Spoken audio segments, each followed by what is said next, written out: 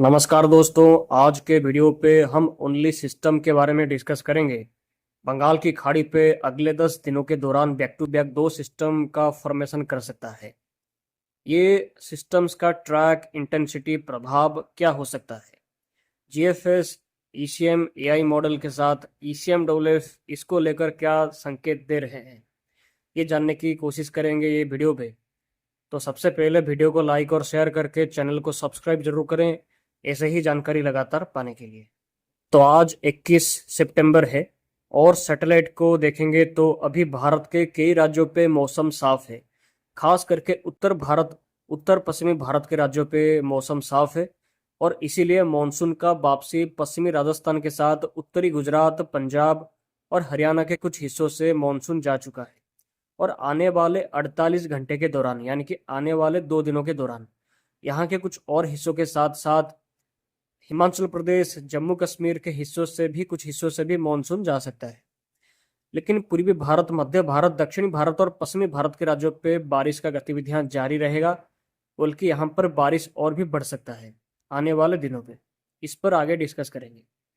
और साथ ही म्यांमार और आसपास के हिस्सों के पास पे एक साइक्लोनिक सर्कुलेशन सक्रिय है और इसके चलते 24 सितंबर के आसपास एक लो प्रेशर का फॉर्मेशन उत्तर पश्चिमी बंगाल की खाड़ी के ऊपर कर सकता है, जो कि आगे चल के डिप्रेशन का इंटेंसिटी भी हासिल करके भारत के अंदर जाके बारिश को और भी ज्यादा बढ़ा सकता है। इस पर आगे डिस्कस करेंगे डिटेल्स में। और मॉनसून ट्रॉप लाइन दक्षिणी महाराष्ट्र, आंध्र प्रदेश, बंगाल की खाड़ी से होते हुए म्यांमार और उत्तरी अंडमान सागर तक फैला हुआ है। तो अब चलिए सिस्टम्स पर बात करते हैं। तो दोस्तों, आज से 26 सितंबर के दौरान तक मध्य प्रदेश, बिहार, वेस्ट बंगाल, उड़ीसा, छत्तीसगढ़, विदर्भ, असम, मेघालय, नागालैंड, मणिपुर, मिजोरम, त्रिपुरा, उत्तर प्रदेश, राजस्थान, तमिलनाडु, कर्नाटका, तेलंगाना, आंध्र प्रदेश, गुजरात, महाराष्ट्र, कोंकण, गोवा और अंडमान निकोबार के हिस्सों पे हल्की से मध्यम वर्षा के साथ मेघ गर्जना के साथ कुछ हल्की बारिश का संभावना रह सकता है। हालांकि कुछ स्थानों पर भारी वर्षा का भी संभावना यहाँ पर हो सकती है, जबकि कुछ तटीय हिस्सों के साथ पूर्वी भारत के राज्यों पे तेज हवा चल सकता है आज से 26 सितंबर के दौरान तक। तो ये जीएफएस का मॉडल है। यहाँ हम देखेंगे आज से लेकर पूरे 6 अक्टूबर तक का फोरकास्ट के बारे में। तो अभी फिलहाल देखेंगे तो यहाँ पर दक्षिणी म्यांमार और आसपास के हिस्सों पे एक साइक्लोनिक सर्कुलेशन सक्रिय है। यह सिस्टम पिछले 2 दिनों के दौरान दक्षिणी म्यांमार और उत्तरी अंडमान सागर पर सक्रिय था, एक सर्कुलेशन के रूप में, जो कि क्रॉस करके अभी म्यांमार के सरफेस के ऊपर आ चुका है। और ये सिस्टम आने वाले 48 घंटे के दौरान, मतलब कम से कम यहाँ पर 23 सितंबर के आसपास उत्तर पूर्वी बंगाल की खाड़ी, म्यांमार और जो बांग्लादेश के कोस्ट के पास पे एक साइक्लोनिक सर्कुलेशन के रूप में प्रवेश कर सकता है। तो उसके बाद ये सिस्टम ऐसा जीएफएस मॉडल भी दिखा रहा है कि ये सिस्टम इंटेंसिफाई करके 24 सितंबर के आसपास यहाँ पर एक लो प्रेशर का रूप ले सकता है। आप यहाँ पर स्क्रीन पर देख सकते हैं। तो इसके चलते 24 सितंबर से उड़ीसा, वेस्ट बंगाल और आंध्र प्रदेश के तटीय हिस्सों पे बारिश का संभावना बढ़ सकता है। और जीएफएस मॉडल ऐसा दिखा रहा है कि यह सिस्टम 25 सितंबर नहीं तो 26 सितंबर के आसपास उत्तर पश्चिमी बंगाल की खाड़ी, उड़ीसा के कोस्ट के पास पे इंटेंसिफाई करके डिप्रेशन का इंटेंसिटी भी हासिल कर सकता है। और डिप्रेशन का रूप हासिल करने के बाद ये वही 26 नहीं तो 27 सितंबर के आसपास उड़ीसा के कोस्ट के आसपास नहीं तो उत्तरी आंध्र प्रदेश के कोस्ट के पास पे कहीं पर क्रॉस कर सकता है। क्रॉस करने के बाद ये छत्तीसगढ़, उसके बाद महाराष्ट्र और मध्य प्रदेश के आसपास से होते हुए गुजरात के आसपास तक जा सकता है। लेकिन गुजरात के आसपास जाने के बाद इसका ट्रैक क्या होगा, इस पर अभी फिलहाल क्लैरिटी नहीं है। लेकिन दो सिनेरियो हो सकता है। या तो गुजरात के आसपास जाने के बाद ये अरबियन सी पे जाके कमज़ोर हो सकता है, नहीं तो राजस्थान की तरफ रिकर्व करके जा सकता है। लेकिन फिर भी इसके चलते उड़ीसा, वेस्ट बंगाल, आंध्र प्रदेश के हिस्सों पे भारी से अति भारी बारिश का संभावना रहेगा 24 सितंबर से 28 सितंबर के दौरान तक इस सिस्टम के चलते। उसके बाद छत्तीसगढ़, मध्य प्रदेश और महाराष्ट्र के भी कई इलाकों पे भारी से अति भारी बारिश का संभावना हो सकता है, खास करके 27 सितंबर से पूरे 29 सितंबर के दौरान तक।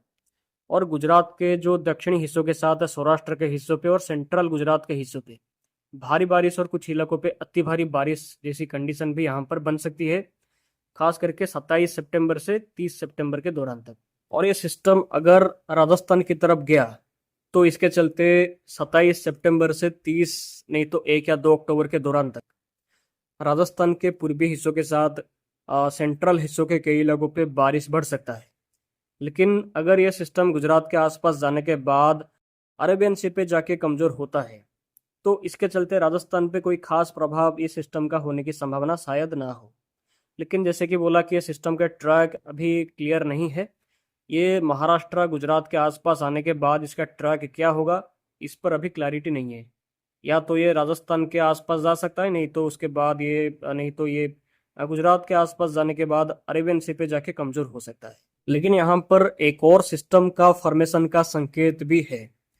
आप यहाँ पर देख सकते हैं कि कम से कम 30 सितंबर के आसपास नॉर्थ अंडमान सी दक्षिणी म्यांमार के कोस्ट के आसपास के साथ ईस्ट बे ऑफ बंगाल के आसपास पूर्वी बंगाल की खाड़ी के आसपास एक और नया सिस्टम, एक और नया लो प्रेशर का सिग्नल यहाँ पर फॉर्मेशन का संकेत यहाँ पर मॉडल से आ रहा है। और इसी टाइम पर यानी कि 30 सितंबर से अक्टूबर के पहले या दूसरे हफ्ते के दौरान जो रोस्पी वेव है ये सक्रिय हो सकता है और एमजीओ का प्रभाव भी धीरे धीरे इंक्रीज करेगा ये टाइम के दौरान।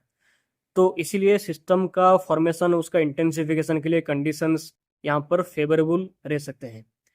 तो इसीलिए जीएफएस मॉडल भी ऐसा दिखा रहा है कि सिस्टम साइक्लोनिक स्टॉर्म नहीं तो इसी टाइप का कोई इंटेंसिटी हासिल करके उड़ीसा के आसपास क्रॉस कर सकता है। लेकिन जीएफएस हमेशा ऐसा इंडिकेटिंग करता है साइक्लोन बनेगा, ऐसा होगा, लेकिन एक्चुअली में ऐसा कुछ होता नहीं है। और बाकी सारे मॉडल से भी ऐसा साइक्लोन को लेकर कोई संकेत खास नहीं है, खाली जीएफएस से साइक्लोन का संकेत यहाँ पर दे रहा है। लेकिन एक बात साफ है कि सेकंड सिस्टम का फॉर्मेशन करेगा 30 सितंबर से 2 अक्टूबर के दौरान तक। और ये सिस्टम डिप्रेशन का इंटेंसिटी हासिल करने के लिए कंडीशन पूरा सपोर्टिव है, मे भी डीप डिप्रेशन का रूप भी ले सकता है। और ये सिस्टम भी उड़ीसा के आसपास कहीं पे क्रॉस कर सकता है, क्रॉस करके भारत के अंदर की तरफ ये फिर से जा सकता है। अगर ऐसा हुआ तो सेकंड सिस्टम के चलते फिर से पूर्वी भारत, मध्य भारत और आसपास के कई राज्यों पे काफ़ी बारिश फिर से बढ़ सकता है। हालांकि सिस्टम का इंटेंसिटी ट्रैक को लेकर अभी क्लैरिटी नहीं है, इस पर और भी पिक्चर क्लियर होगा आने वाले दिनों पे। तो जीएफएस मॉडल के बाद अगर ईसीएम एआई मॉडल को देखेंगे तो ये ईसीएम एआई मॉडल का फोरकास्ट है। यहाँ पे आप देखेंगे तो यहाँ पे जो ईसीएम एआई है ये भी फास्ट सिस्टम को लेकर सिमिलर फोरकास्ट कर रहा है कि सिस्टम डिप्रेशन का इंटेंसिटी हासिल करेगा 23 से 24 नहीं तो 25 सितंबर के आसपास। 25 सितंबर के आसपास डिप्रेशन का रूप लेने के बाद ये उड़ीसा के आसपास नहीं तो उत्तरी आंध्र प्रदेश के आसपास कहीं पे क्रॉस कर रहा है।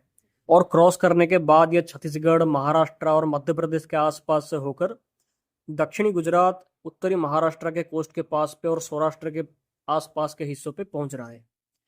और इसके चलते जो पूरे उड़ीसा, वेस्ट बंगाल, आंध्र प्रदेश, तेलंगाना, विदर्भ, छत्तीसगढ़, उसके बाद महाराष्ट्र, मध्य प्रदेश के पूर्वी दक्षिणी हिस्सों के साथ जो कोंकण, गोवा, मुंबई और दक्षिणी गुजरात के साथ सौराष्ट्र के हिस्सों पे काफ़ी ज़्यादा बारिश को लेकर मॉडल संकेत दे रहा है, खास करके पूरे 25 सितंबर से लेकर पूरे 30 सितंबर के दौरान तक ऐसी कंडीशन यहाँ पर बनेगा।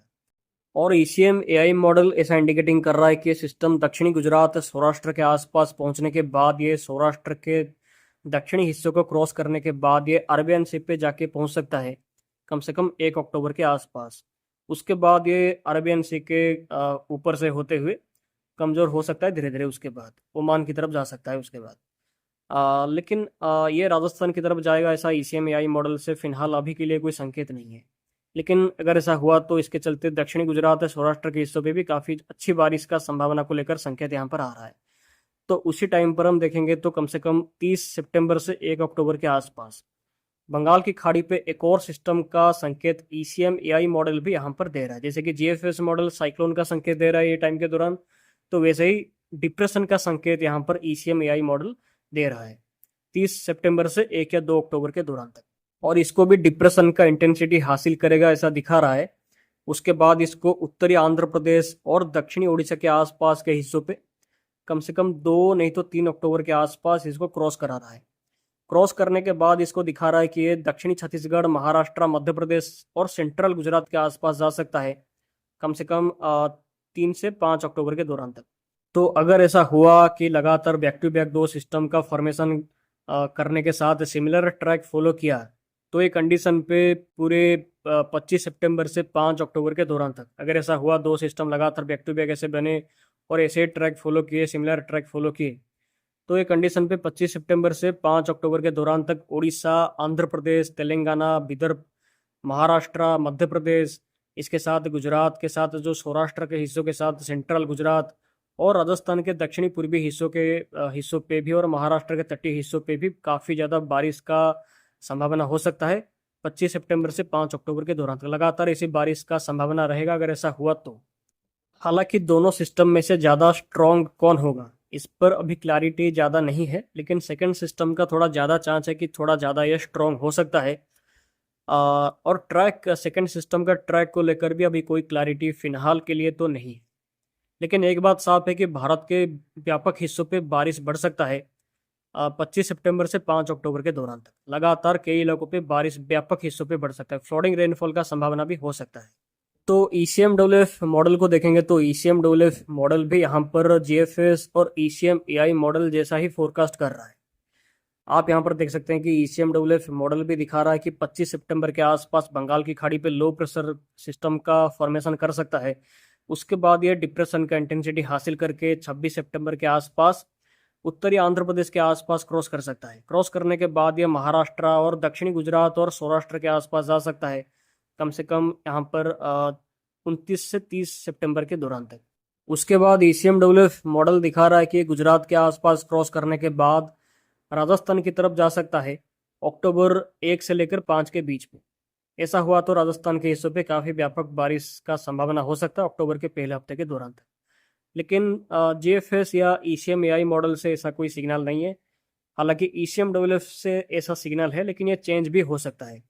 और ECMWF सेकंड सिस्टम को लेकर भी सिग्नल दे रहा है। आप यहाँ पर देख सकते हैं कि कम से कम यहाँ पर 29 सितंबर के आसपास वियतनाम के आसपास से कोई सिस्टम का रिमिनेंट यहाँ पर बंगाल की खाड़ी के और अंडमान सागर पे हिस्सों पे एंटर कर रहा है, और ये सिस्टम एंटर करने के बाद इंटेंसिफाई करके उड़ीसा के आसपास 2 अक्टूबर से 3 अक्टूबर के आसपास यहाँ पर पहुँच रहा है, जैसे कि जो GFS और ECM AI भी दिखा रहे हैं।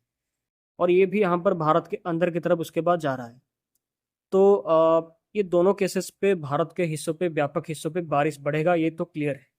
और इसलिए दोनों सिस्टम के चलते मानसून का वापसी का प्रक्रिया जो तेजी से चल रहा है उस पर थोड़ा विराम लग सकता है, क्योंकि लगातार बैक टू बैक दो सिस्टम का फॉर्मेशन कर रहे हैं और इसके चलते भारत के कई इलाकों पे बारिश यहाँ पर बढ़ेगा।